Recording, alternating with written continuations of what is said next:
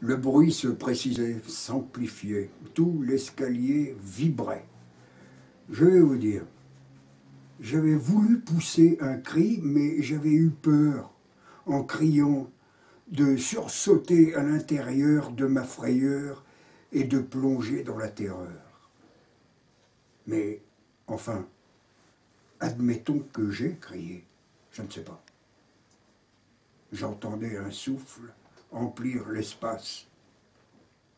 Un malade échappé de sa chambre approchait. Je l'entendais parler tout seul, entretenant le désir d'intégrer ce que je ne comprenais pas. Pardon, je me suis trompé. Entretenant le désir d'ingérer, bien sûr, ce qu'il ne comprenait pas. Pardon. Vorace, donc. Nanti d'une force musculaire qui fondait l'angoisse de tous les infirmiers. Je le connaissais, il s'appelait Monsieur Golatchik. Ce personnage mesurait plus de 2 mètres, peut-être 2,50 mètres. Large comme un gorille. Il dénotait une ressemblance certaine avec moi.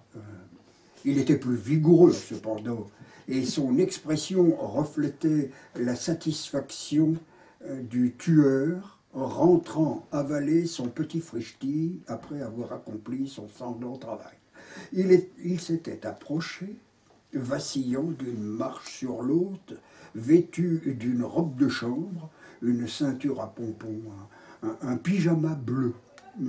Il m'avait coincé contre la paroi, ses larges mains posées des 2 côtés de mon corps, sa figure penchée contre la mienne. Je sentais sa langue parcourir mon visage, ses dents, son haleine fétide, le début d'une morsure. Il voulait me manger. Ce monsieur si gigantesque allait déchiqueter les chairs de ma tête, s'enfoncer dans mon crâne avec la force sénile et maniaque des êtres sans remords, atteindre mon cerveau. Quelqu'un peut manger votre cerveau sans que vous soyez alerté par le message de la douleur. Les terminaisons nerveuses ne feront pas remonter l'information car le cerveau ne dispose pas de capteurs sensoriels à l'arrière du cortex. Les chirurgiens savent qu'ils peuvent l'inciser sans anesthésie supplémentaire. Après avoir ouvert la boîte crânienne, ils réveilleront le patient qui, à la vue d'images, leur précisera « Ceci est un oiseau et non un éléphant. Ceci est un ventilo et non un olifant. » Tandis que lui lui seront enlevés les morceaux malades dans des régions non cruciales. Le dommage secondaire ne sera que psychologique. Et il y a des cas plus rares où le malade se verra confronté à des docteurs abusifs qui s'attableront cyniquement, oui, moi je n'hésite pas à le dire, autour de la boîte, nouant une serviette à leur cou, empoignant fourchette, grosse cuillère, etc. Ces mauvais praticiens mériteraient d'être suspendus sans salaire, voire radiés par le Conseil de l'ordre. Mais leur bon repas laisse peu de traces une fois que la chasse a été tirée, et le malade, réduit à la gentillesse, ne pourra plus témoigner. Savez-vous pourquoi ? Je vais vous le dire. C'est parce que son cerveau aura été pris de court. Il fallait réagir. Je suppose, oui, il fallait réagir, couper court.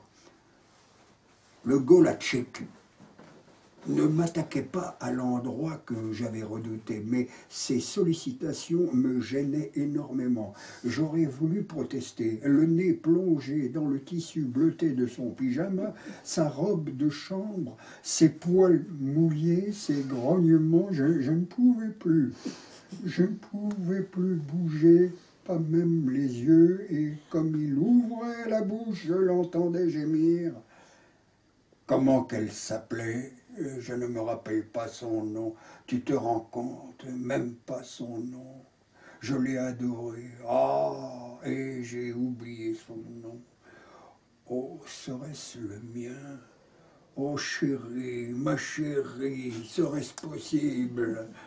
L'homme de grande taille avait dit que sa chair disparue s'appelait comme lui.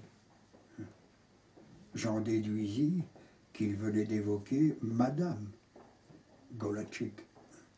En somme, j'aurais pu le renseigner, mais ulcéré par ses mauvaises manières, ses larmes dégoûtantes qui tombaient sur mes joues, je criai, essuyant ma main pleine de morve à son pantalon de pyjama. « Monsieur Golatchik, vous n'êtes pas le seul à avoir des problèmes !»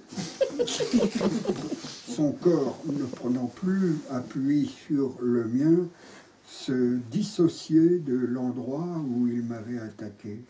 Surgissant dans le déclin de l'escalier, il avait allumé un briquet, à moins qu'il ne s'agît de son pouce qui luisait tout seul, infiltré par une gangrène gazeuse, un verre luisant ou une larve. « Oh, monsieur Golatchik, vous allez rater une marche !» Je l'entendis me répondre au loin quelques mots, puis j'avalai ma salive et le temps de procéder à cette déglutition, je ne l'entendis plus du tout. Golatchik, pardon, j'ai très sauté.